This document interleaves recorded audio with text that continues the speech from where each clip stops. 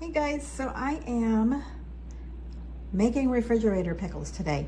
I did make a batch of just regular canned pickles the other day, and those are over there. I actually put together some fermented pickles. I just stuck them up in my cupboard.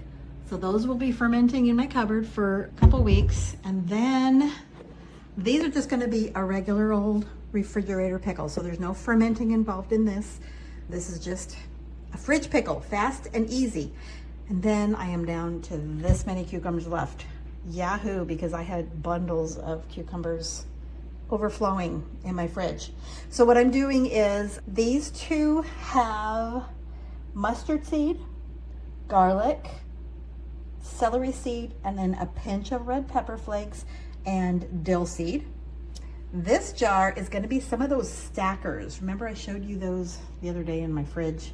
But you know those thin pickles you can buy? They call them stackers. I don't remember what the brand is.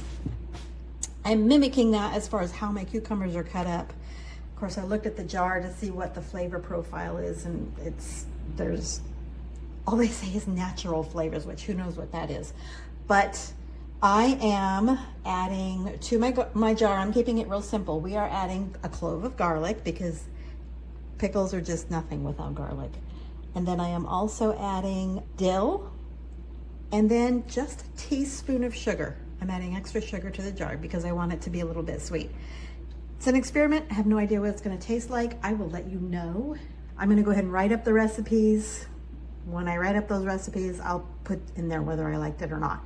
But there's a basic brine that is going in here, and this is 1:1 water and vinegar, plus some salt and plus a little bit of sugar, just for a little bit of flavor. You can add more sugar if you want to make it sweeter, but we kind of like more of a soury flavor to our pickles. So anyway, I'm gonna pour the brine over these jars, put the lids on and pop them right in the fridge. No canning.